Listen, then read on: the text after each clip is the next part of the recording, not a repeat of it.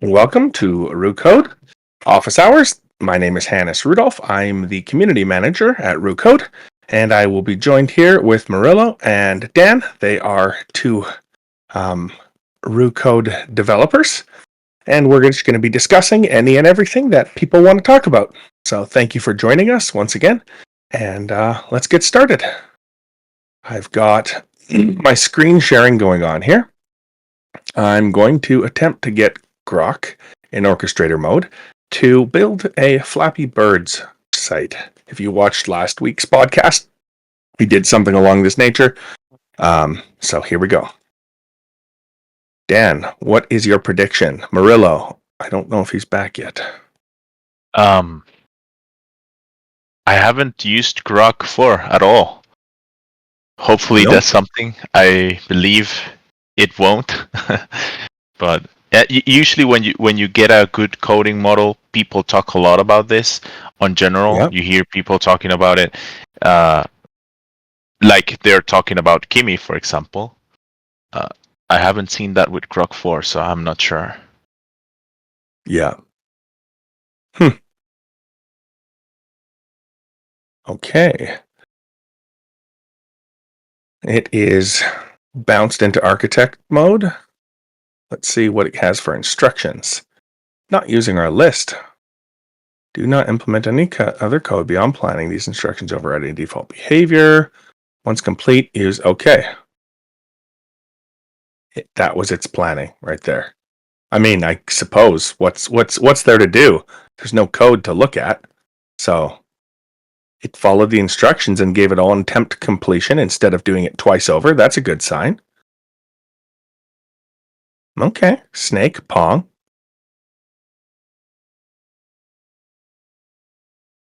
Plan looks promising. Gonna jump in the general chat for a minute and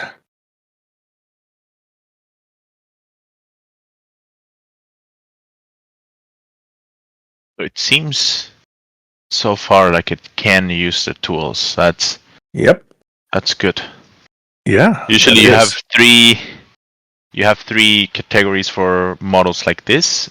The ones that are good at thinking, not thinking, but like solving problems and using tools.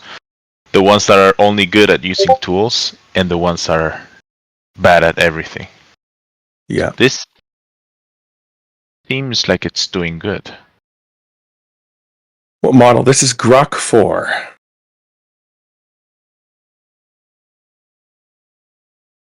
Okay, it made the plan. This is good. Mm-hmm. So when I just gave it code mode, it jumped into architect mode and then attempt completion. This could be due to some special instructions I have in architect mode, but they don't seem to confuse the other models, so I wonder. Okay, it's creating a subtask for code mode. That's good. Pretty quick. I didn't get any questions, so I like that. I tell my architect mode not to give me questions because I'm more of a watch it do its thing. Don't get involved. Unable to render diagram. Oh, there we go. We've got a diagram. Look at that. Okay.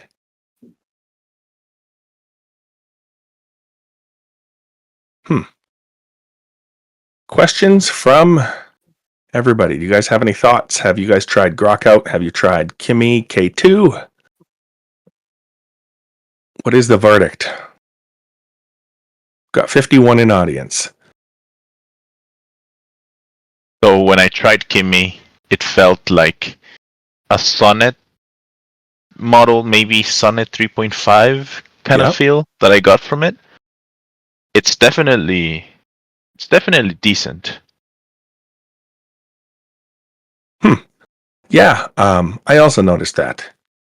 It was pretty slow unless I used it with Grok as a provider, Grok with a Q, but then it was very expensive. Oh, look at that. I think that Grok got stuck, guys. Ooh. It's thinking. How do you know it's thinking? It's telling me. And is that coming directly from the model? Yes. Maybe they're hiding the thinking process for now, right? Dun Oh, dun okay. dun. That's a lot of thinking. Somebody looked at Kiro. Hannes, you have. I've looked at it. Murilo's tried it out more. It is interesting, but it's still pretty early on. It doesn't have a lot of the features that Roo Code has, and so when I attempted to get it to one-shot something, I wasn't, super impressed. But that wasn't a real good test. So I think I'm going to wait for it to get some of the additional features. Right now, they're set up for attracting people with, free compute, which is a great draw. It will give them lots of training data. Okay, to accomplish the task of setting up, yada yada. So I think it did hide the thinking. I mean, 85 seconds. Yeah, they do. Yeah, they do. The thinking is just a parlor trick, anyways. Oh, I'm back. Oh wow, they hide all the thinking. Yeah. Oh hey, Murilo, somebody asked about Kiro. Yes, I'm testing it right now. Okay, what are your thoughts?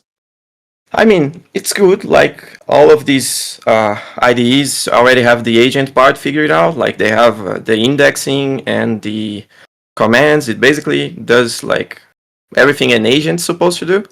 But I still think it lacks a bit on customization. Like with Roo, you can create your own workflows, different agents, and like orchestration workflows and things like that. In Kiro, it's still very limited.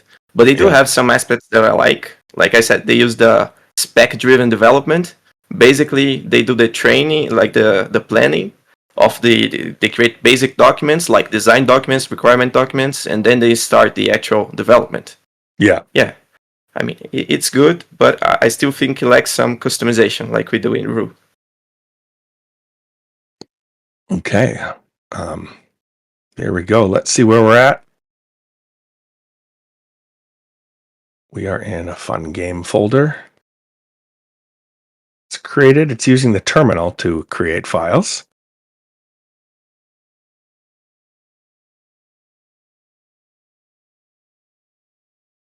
So, Murilo, any features?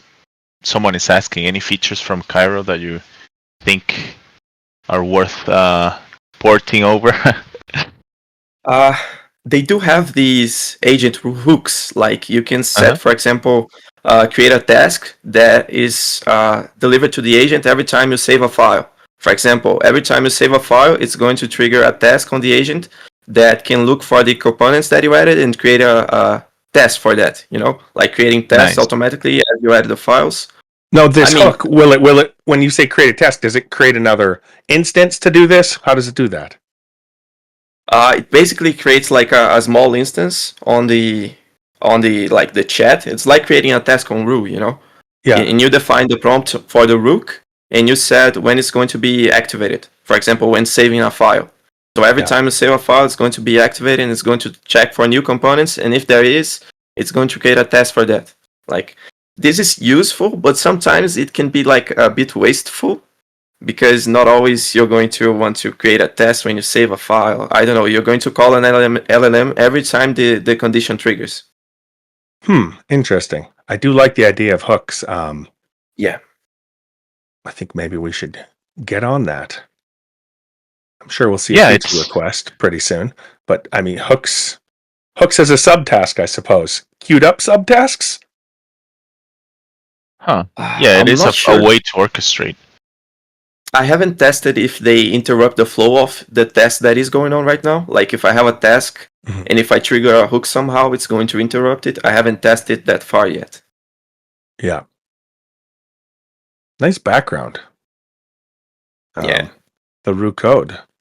It got mirrored. So now it's... it's mirrored for me. So I changed it because I thought...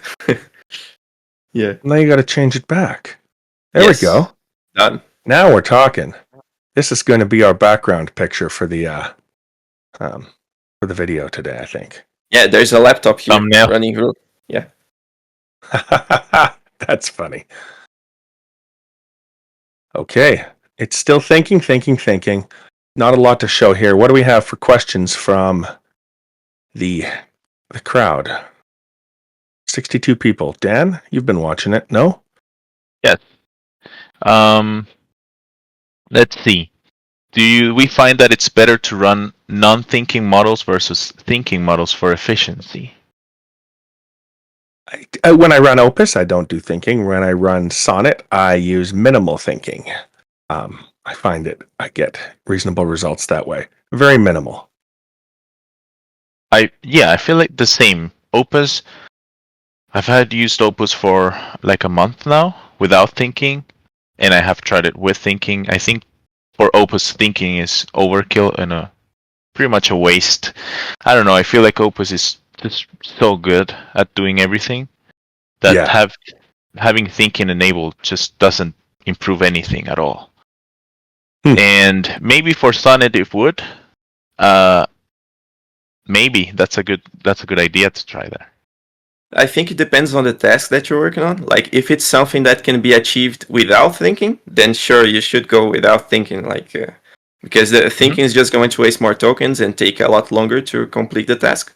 For example, here in Roo we have to edit a lot of translation files, and sometimes I do it with Flash, because if I use Gemini 2.5 Pro to edit 17 different language files, it's going to think for each one of them. So it's like a lot slower and more expensive than just running Flash that can do this specific task, and it's faster and a lot cheaper.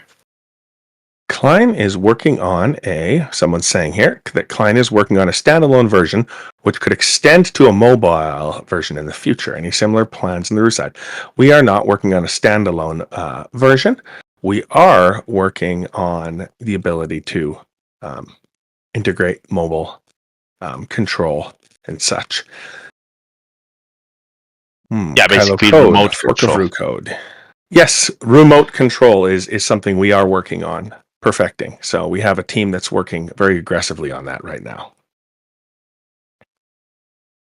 Any other questions we have here? Is video support on the roadmap? This is one of the features that are basically dependent on the contributors, the community. If someone can come up with something that works pretty well, then sure, we'll add that. We're not actively working on that. So if the community wants to work on that, and I think there's someone working on that, then yeah, for sure we can add that.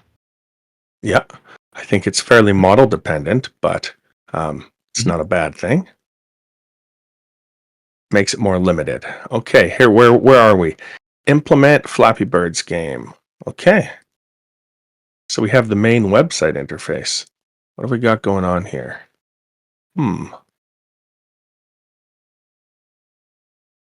So someone is asking, what's the next big feature for Roo?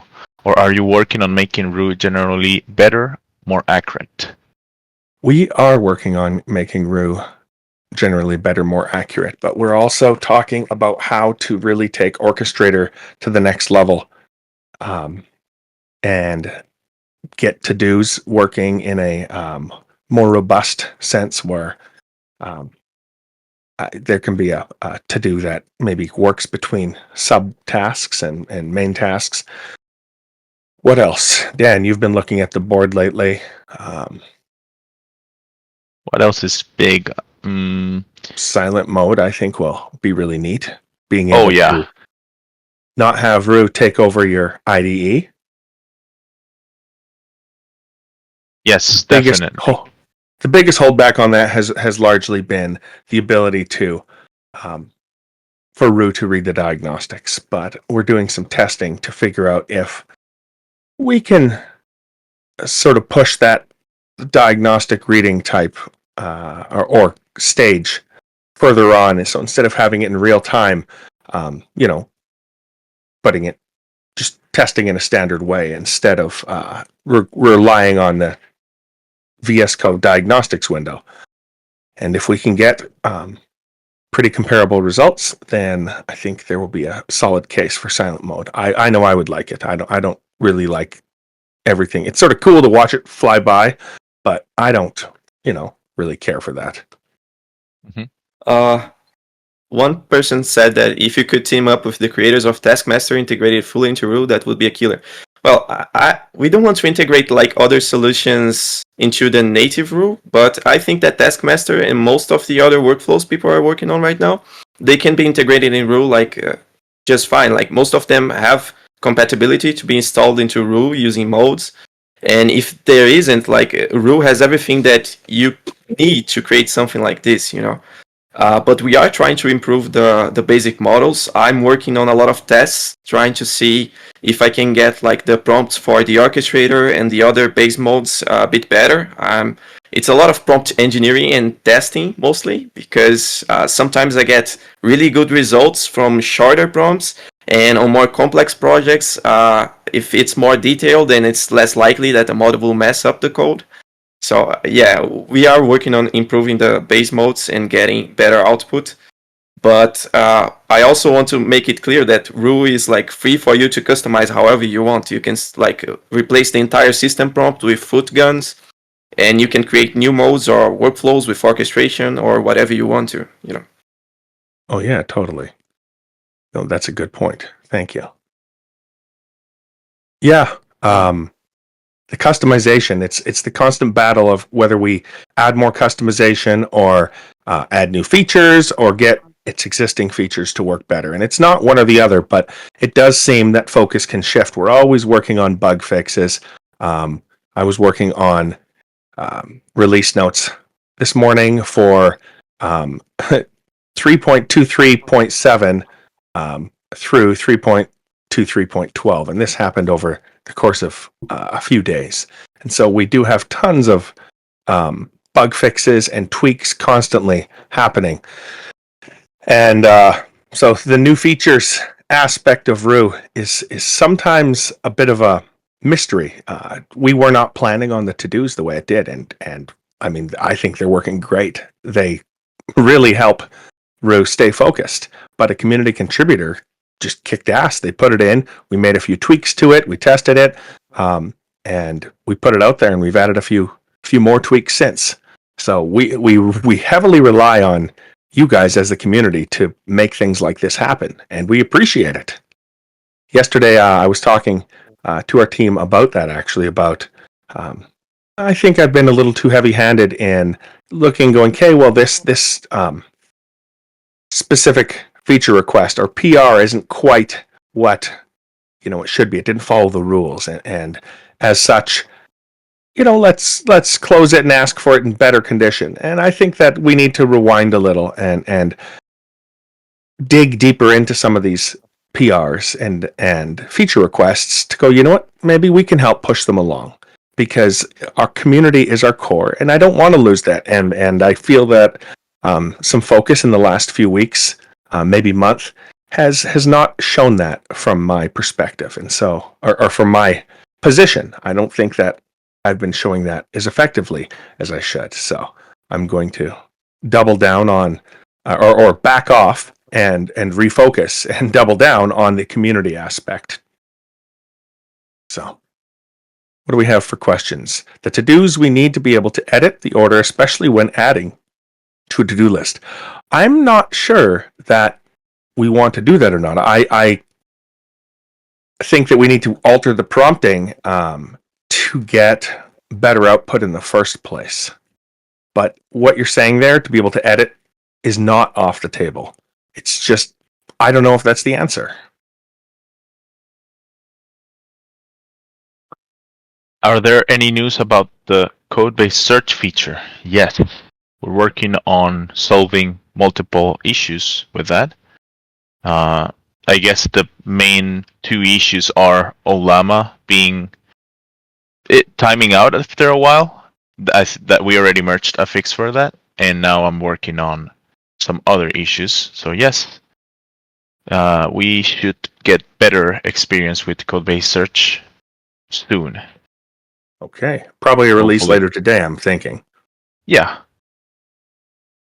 Any info regarding running into edit unsuccessful? Not a lot. I am using a model we haven't tested with, live before, Grok here, and it's editing files no problem.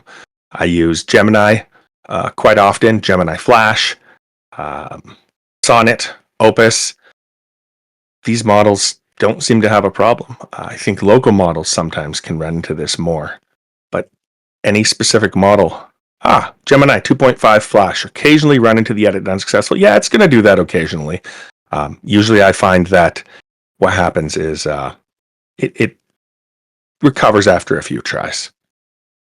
Yeah, usually that happens with the models that are a bit dumber in a sense, because we give all the instructions to the model on how to use the tools, for example, the edits.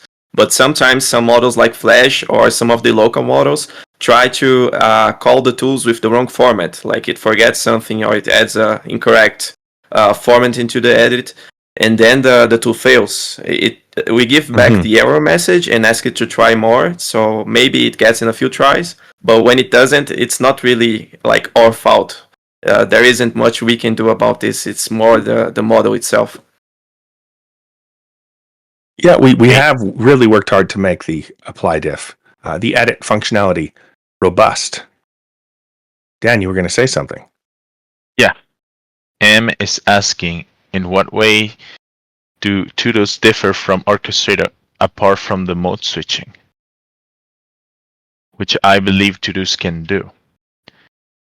To-dos are really, they go into the environment variables, and it's just a way for the task to stay on track. So instead of simply having your initial ask, here I want to make a Flappy Birds game, it moves the current course of thinking into a small list, and that small list is reflected on as an environment variable, so something that is important, that needs to be paid attention to, in opposed to somewhere, having it somewhere in the back end of the chat that is slowly going further and further as you have more turns. It's disappearing, and then you have or context condensing, and poof, your initial, or your not initial ask, but your ask 6 turns in disappears. So to-dos can help maintain the focus of the LLM, and that can also backfire if it doesn't work properly. So we're working on tweaking the prompts used to generate and manage the to-do list so that you don't get undesirable output. I hope that answers your question. Thanks, Em. Great question. I think the to-do list is more flexible than orchestration. You can use a to-do list for a task that doesn't really require creating new subtasks to achieve something. Like, for example, running the test for whatever you're implementing, or checking, reading the file after it has been written or modified. So Yep. I guess they have different purposes. Orchestration works for complex, really, really complex tasks pretty well. To-do list, within a task, you can create one, and the model decides to create one. Keeps the task on track, basically. Also, having to-do lists in the subtasks, as we have had for some of these. Right now, we have a task that hasn't started a to-do list yet. The task here is to, based on the provided plan and previous implementations, implement the second mini game. Now, interestingly enough, it gives the scope, but it says based on the provided plan, and it did not write out a plan. So I think the understanding, oh no, I guess it put the plan right in here. Wow, that's a significant, impressive actually. I find that models often don't populate the subtask with the appropriate context, and this is pretty damn thorough. What do you think, Murilo, Dan? I mean, it's it doing thinks quite a lot. well. It looks like it's doing it well. I mean, Fat Lady hasn't sang yet, but it is thinking. I mean, it is. as long as you can tell a model is not doing as bad if it's not looping, trying to edit a file, or like Gemini sometimes does, that just sends the same message over and over. So when I say it's doing fine, is it's not getting confused. It's keeping, a good pace. Yeah, but like this is also what I was talking about before. Because when I tested Flappy Bird, for example, with different workflows, usually the one with the simpler prompt just given to the code mode did better. Because when I created Flappy Bird with the orchestrator, for example, it tried to create a bunch of different files. It called the architect, and then it created like a very detailed plan, an implementation plan. And then when it actually got to coding, it tried to create its own game engine. It tried to overcomplicate the task a lot. So I'm curious to see how it will perform in the end, like the actual results. I think that I need to take my architect mode and roll it into Roo, because I think part of these results might have something to do with the customizations that I have to architect mode. And code mode, for that matter. Are there any plans for background agents similar to Cursor or Claude for smaller tasks or larger long-running tasks? Background agents, we don't have any strong plans for that yet. We are working on cloud agents, which I guess once we get cloud agents working, then or rolled out, then the ability to have sub-agents for smaller tasks would also work. So the plans aren't solid, but yeah, we do have plans for cloud agents, and hopefully that will roll into sub-agents. Great question, Em. Oh, he asked me how would be best to handle that. Well, the overcomplication that I was talking about, the orchestrator. I think it depends a lot on the project and what you want. Because, like I've said, for simpler tasks, I think that just using the code mode with a simple prompt does very well. But when you're talking about a more complex project, for example, instead of Flappy Bird, if I wanted to create a website like those gaming websites that host like 1,000 different games, then the code mode would probably like mess up somewhere. Where if I ask the orchestrator, it will probably call the architect and create a better plan for the structure of this website. How are we going to host the different games?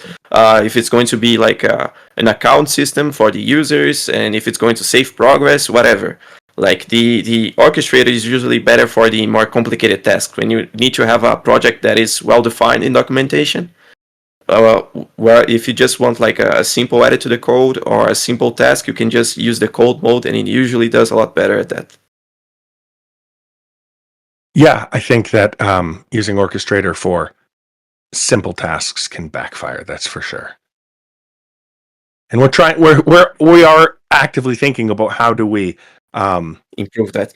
Yeah, how do we give Roo the ability to understand? So instead of going, okay, I want plan mode, I want architect mode, I want thinking mode, I want whatever various modes you have for various things. How do we just give an ask and have the mode selected? It would be cool to throw out a simple task and it uses code mode, and then for it to go, this is getting more complicated. Let's go into Orchestrator and take this to the next level. Yeah, asked. Go ahead. He asked what I think about sending a 50k token PRD to the orchestrator and asking to build it. That's exactly what I was trying to do. Like, I'm running some tests and I'm trying to see how it does. Like, I created another version of the orchestrator that changes it up a bit. And I'm also considering using different workflows. Like, I created a big project, like a defined PRD. I don't think it gets to 50k tokens, but like it's, I don't know, I think 1,500 lines or so. And just gave it this same PRD to the orchestrator, to the code mode, and I'm testing it on Kiro as well to see how it does. Yep. And that's it. Like in the end, I'm going to see the actual results. So far, I think they are doing fine. I think that like the code mode now with the to-do list, it actually does very well because it created 54 tasks for this specific project that I was working on, and it was running the tasks well. Like it was going well. It was updating everything. The context was being preserved. It's just that sometimes it attempted completion before it was over, but then I just asked a simple prompt, and we are working on that. to continue everything. But basically, I just gave it a PRD, and I want the experience to be completely vibe coded. Like, I'm not going to interfere. I'm just going to see the results later. Yeah. Can you make a tutorial for how to best use Roo while maximizing the token usage and minimizing running into errors? That's easier said than done. First off, minimizing token usage is something that I personally don't focus on at all. The goal is to get the strongest output. My line of thinking is use the most competent model and cut down on the amount of turns that have to be done by having higher quality output. Speed is not always a factor, and just get it done. When it comes to mid-tier models, Roo, where Roo performs a little hairy, that I don't really have much insight into how to make it work excellent, because I've sort of moved on from the mid-tier models to the higher end models, and the results that we're seeing, we're using it to build Roo code every single day. And so my personal experience doesn't lend well to that kind of tutorial. That being said, there are some tutorials out there on the web where people experiment with these strategies you're talking about. Second, the question there was, we have one about Orchestrator. Guidelines for when we should use Orchestrator. Murilo, do you want to speak into that? I don't want to steal all the time here. Like I said, I think that you should use Orchestrator when it's a more complicated project. Or for example, in Roo Code, we are using the orchestrator modes to fix PRs. For example, we have a PR fixer orchestrator, an issue fixer orchestrator that has a lot of different tasks. Like it delegates for the architect mode to explore the code and check more about the issue. It delegates to another mode to gather the issue details. It uses GitHub CLI to pull all of the issue information and save into temporary files. Like it pulls the comments, the parent issue, everything about the PR basically. And then like it delegates other tasks for the architect mode to explore the code base and check if there are similar patterns to the one that the PR is trying to implement. For example, if we're going to try to implement a new auto approval for something, it's going to check the similar patterns of how the auto approval is done, and it's going to save that on temporary files, and then it goes back to the orchestrator, and the orchestrator then creates after the implementation plan is created, it asks the user, then it delegates to the code mode. It's complicated, but I think that this is a lot better than what we get by simply just using a code mode and ask it to fix an issue, because the project is very complex. Like if you've ever tried to make a contribution to Roo, you see that the code base is complex. If you try to implement something, it's very likely that you end up breaking something else. So for more complicated workflows like this, or if you're starting out a new project and it's a complicated project, it's complex, it involves like different backends, front ends, APIs, whatever, then I think that the orchestrator is the way to go. Maybe you should try to edit it and make it your own to specify more about the project that you're working on. Yeah. But basically leave the complicated stuff to the orchestrator and try to do the easier stuff with the code mode. Yeah. Well, here, I'm going to show a workflow that we use at Roo. Here is, let's look at it. Issue Fixer. Let's try Issue Fixer Orchestrator. I'm going to stick to, let's try Issue Fixer, because if I go to Issue Fixer Orchestrator, it's going to start pulling up code mode in Grok. Well, we don't want to interrupt that. So in this workflow, we have a breakdown here where the user can feed it an issue, and then we have best practices outlined, common patterns to look for, to work with, CLI integration, pull request workflow, yada, yada, yada, more and more. I'm going to check to make sure I have that MCP server turned on. Yep. Indexing is complete. And now let's give it an issue. I'm going to pick the search algorithm formed. No, I'm not choosing that one. It does not look like a prime candidate for this. Some more complex tasks that haven't been scoped as deeply don't work quite well with this. With these modes, you sometimes need to put in a little homework, and we're again trying to teach Roo to fix some of do this discovery on its own. But every layer of complexity we add just absolutely slows things down. So I don't want to do that. PR fixer. Oh no, issue fixer. Here we go. Okay, I'm just going to flick back here, see where we're at, add animations, etc., etc. Okay. We're working on a subtask. Cool.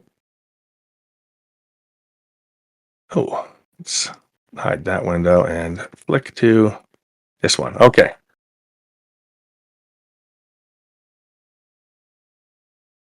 Where are we at? I'm going to zoom in a bit. I can see that the issue has already been fixed by remote. However, since you asked me to work on the issue, let's analyze it and verify the fix. Provide an alternative implementation if needed. I don't think remote has fixed it. I think that it's confused. Remote probably created a PR, which is in review. No, it's in triage. So Mario GK asked that maybe we could add an auto mode that will evaluate the task and redirect to either orchestrator or code. Like, this is something that you can do with the orchestrator, you know. I've tried to create a new version, but it's not working very well. I still have to do some tests on it. But basically, like, if the task is simple enough, just ask the code mode to do it. I'm telling this to the orchestrator, like I'm writing it into the definition, that if the task is simple enough, then just use the code mode to do it. Or if it's more complicated, you can ask the architect and create a plan before, you know. You can modify and test however you want to. You just gotta edit the modes. Just joined. What are we up to? Furiosa says. Well, on the screen here, I have an issue that I fed to Roo. I just simply gave it the URL in issue fixer mode. That's a custom mode we have custom tailored to fixing Roo Code issues. And it's attempting to come up with a fix. This is often a hit and miss. We'll run this and then we'll check to see what needs to be massaged to get it across the finish line, or perhaps if we can maybe change the mode a little to not run into any hitches if it does. That's why this isn't a public mode yet. You can access it through the Roo Code repo. We don't have it in the marketplace yet because it still can be janky sometimes. Here it is writing a test to try to fix the problem that somebody outlined here. They want to prevent disabled MCP servers from starting processes. I think there's an issue for that. That's the issue. Oh. Oh, sorry. No, the issue is disable MCP servers that are still disabled MCP servers still started. That's what we're trying to fix. Yeah, I think it starts all of them every time. Yes. Well, yeah, that's sort of a pain in the ass, isn't it? Yes. What's interesting is actually when you disable the MCP server, when you go up here and you disable it, if you're looking at Docker, it actually turns off. It reboots the MCP when you disable it.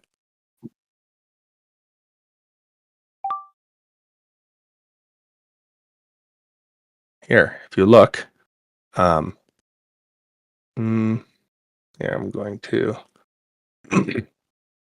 try to show this as best I can.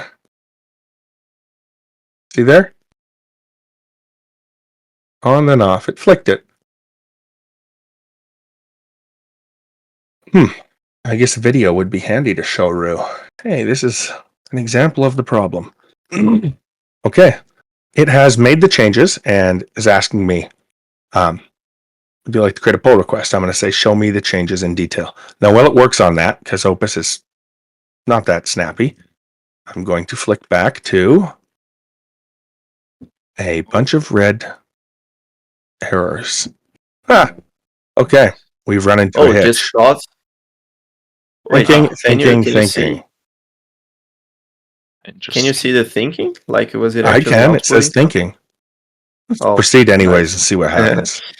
We'll just keep thinking. I mean, in all fairness, they did just release this model, so. Okay. Did not provide an assistant message. Let's see. What do we have for changes here? I don't think it's done anything yet. Oh, Okay. he's using 2 VS Code windows. Like, on each window, he's running a task. Restart that subtask.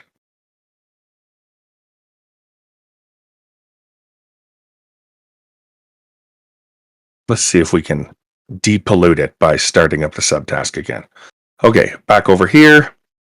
Issue fixer is telling us what it did.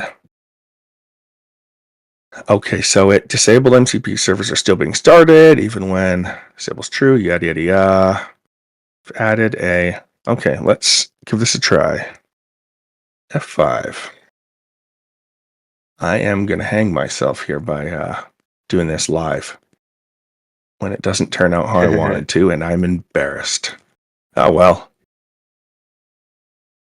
Okay, this is just a broken script I was testing with yesterday. We'll keep that open. Let's check it out. MCP servers. Enable them. Okay. I think I need to edit this one. Edit project MCPs. It won't show my GitHub token because I'm using a environment variable. This is a handy way to get around having to have your token hidden in there. Okay. Now we have it up and running. And will it work? Okay. We have these. Which ones? Let's disable. Hey, didn't pop back on the list, but it disappeared. Not what I wanted. It just deleted it.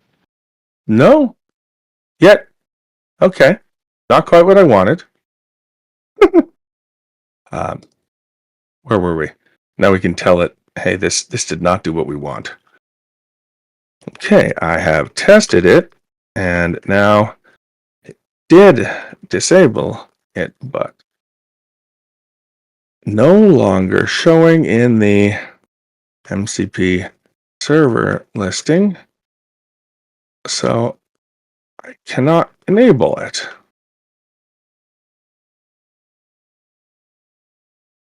Here, actually, I'm going to say re-enable it.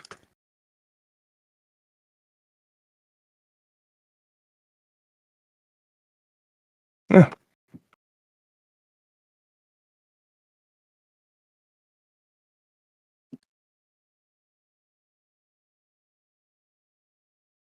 $75 session. Yeah, I've done that. Okay, let's see it. It's going to go try to fix that again. In the meanwhile, let's check on Grok. Okay, so we did start that task up again, and it's doing it. Where are we at? About the cost that people are talking on chat, like, that's not necessary, okay? We are just using that, like, I only spend a lot because Hannes actually gets mad when I don't use Opus. Very mad. So, yes. No, I don't But, get like, mad. Come on. It's completely unnecessary. Like, if you just want to use on a day-to-day, or if you're working on a project, you don't have to use Opus or any of the more expensive models. Like, there are a bunch of free APIs out there that you can try to use. Google, for example, I don't know if they still have the $300 free when you sign up. But like when I started to use, when I was working on my personal projects and not Roo, like 2 months ago, the $300 from Google actually lasted me like more than a month, you know, like 2 months I think, and I was only using it, so yeah. Huh. Well, I don't get too mad at you. I mean, I just tell you, I want you to push Roo to its limits.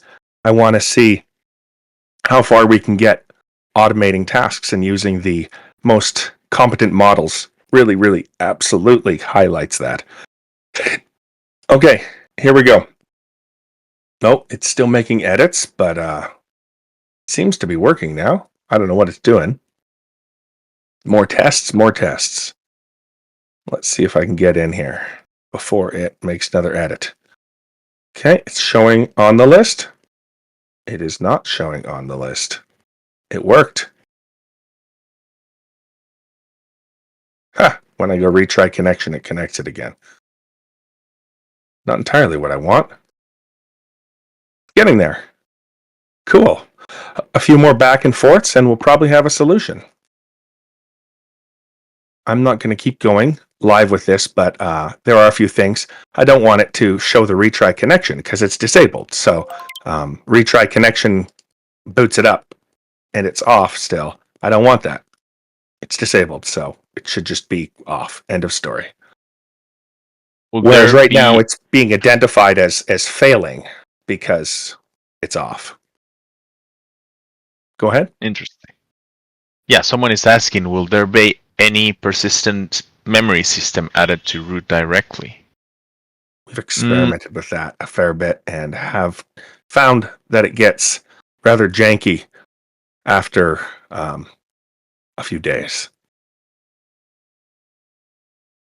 Yeah, I think it's better leaving it up to the users to come up with their own. Like if they want to use an MCP, there are plenty of MCPs for that. There are also workflows that write the context down into files like memory bank, or most of the others have some sort of persistence in files. But also like right now, if you're running a very long task, I think that just the to-do list and the context that is retained on compression, like that's enough for most of what you need. Yeah, that's what I was going to mention. The to-do list is kind of like persistent memory, not exactly as... It's more like a memory that you create before the actual task happens, but it can be memory that it's persistent, because the to-do list is always present on the task. Roo can always see it. So I think this is the type of memory that I was really interested, because memory that happens afterwards, like you complete a task and a memory is created, seems like it would get, well, it can have two potential side effects, or maybe more, but the main side effects that I can think of is memories that are created that are irrelevant and will confuse the models in the future, and memories that are no longer memories that are not accurate. The model might think it's solving a problem and creating a memory that makes sense, but ultimately creates something that doesn't make sense. This memory also, that is... Okay. Oh, yeah. Just to Sorry, finish go ahead. the thought here. The memory that is created before to make a task run for longer in a single path, I think that's the memory we want, and it's already implemented on the to-do list that we're also trying to improve it more. Yeah. There's just one thing that I'd like to mention that I think most people aren't very clear about that, even now. Like MCPs and tools, like the native tools, are basically the same thing for Roo. Like if you have an MCP that implements a memory system, then calling that MCP tool will be basically the same for Roo as calling a native create memory tool, you know. So if you implement something like that, it's basically going to have like the same results as if you try to do that with an MCP. So if you want something like this, if you want to add a memory system to your workflow, you can just use any MCP you want, or most of them are open source, so you can just clone and edit them to fit your There needs, is one caveat there. It does provide Roo the tools. You should then throw in clear instructions, rules, guidelines for using the tools, because tool descriptions are not always enough. They tell you how the tool works, but they generally don't include when to use the tool. When to use the tool is very much dependent on the specific workflow, and the MCP does not know the Roo Code workflow or your workflow. So building some, I guess, a rules file that has a section called tool use guidelines or MCP tool use or X, GitHub MCP tool or memory, whatever MCP tool use guidelines, and then being very clear and doing some trial and error. That's the most effective way to get that MCP to work. Yeah, I forgot to mention that, but yes, Roo has a very extensive section on the system prompt. If you go to the modes and click to preview the system prompt, you can see how we're defining the rules for our native tools. So if you want to incorporate an MCP, like truly incorporate it into your workflow, maybe you should try following something that has a similar format, like it has the tool use over there, then it's going to mention examples for each one of the tools, like Hannes is showing right now. So if you want to use an MCP natively into your workflow, basically you just have to create the instructions for it, and you can add it to the global instructions or your mode instructions, whatever. Just make sure that it has like enough for the model to know how to use it. Yeah. But the difference, if you do that, the difference between that and using a native tool is basically the same thing.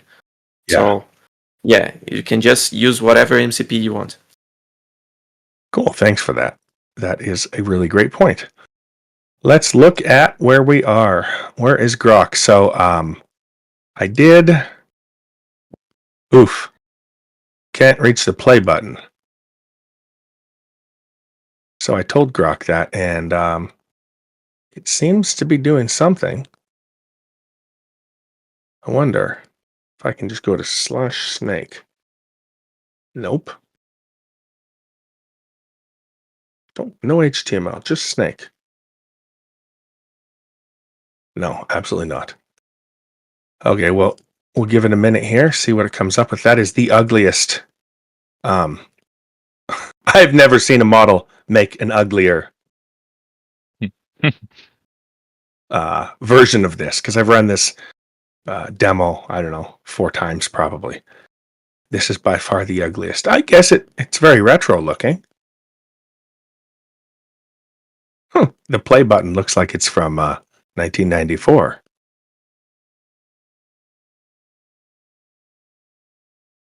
Okay. There a smarter and better way when prompting to make Roo use the MCP server.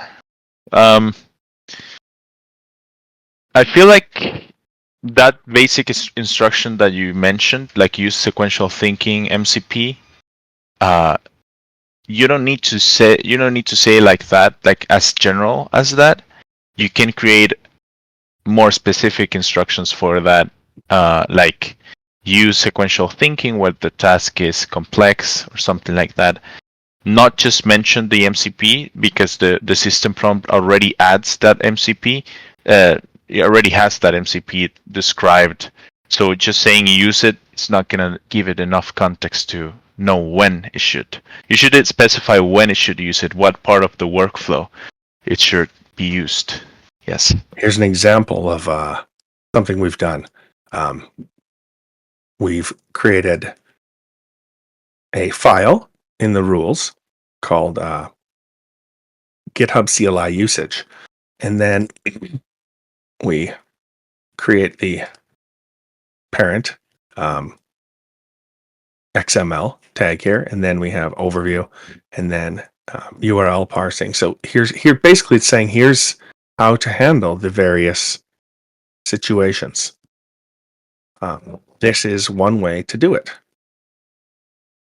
This is located in our repo under the .roo folder. You can see examples of what we've done for rules. They're very accessible. So this is something we don't have a strict tutorial on, but it's something we probably should work on a tutorial. It's just, things are moving so fast. Sometimes we discover ways to make Roo work better, and by the time we figure it out, the landscape totally changes. So, the text is pretty small. Here, I'll zoom in. Ooh, yikes, too big. There we go. Let's close this.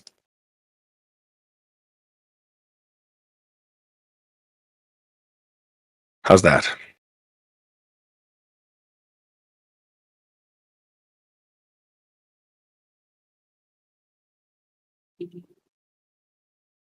Okay. What do you think, Dan? Maybe we should put together some mode. Murilo, do you want to help today putting together a mode for generating rules based on a specific MCP, where basically you start up the MCP and you say, "Hey, create me a rules file for when to use this," and have it ask questions and such. Sure, I can think of something. Yeah. Well, I mean, let's experiment with that. If we can come up with something like that, we could put it in the marketplace, and make it a lot easier for people to generate these rules for using MCPs instead of just creating a rules file and saying use it here, use it there. It doesn't always follow. Yeah, but I think people would want to add that also to their specific modes. Like, for example, I don't know, if some kind of MCP related to coding, maybe you should add to the code mode instructions, specific to the code mode, so that it uses the MCP tool on the right way when it's coding. Yeah.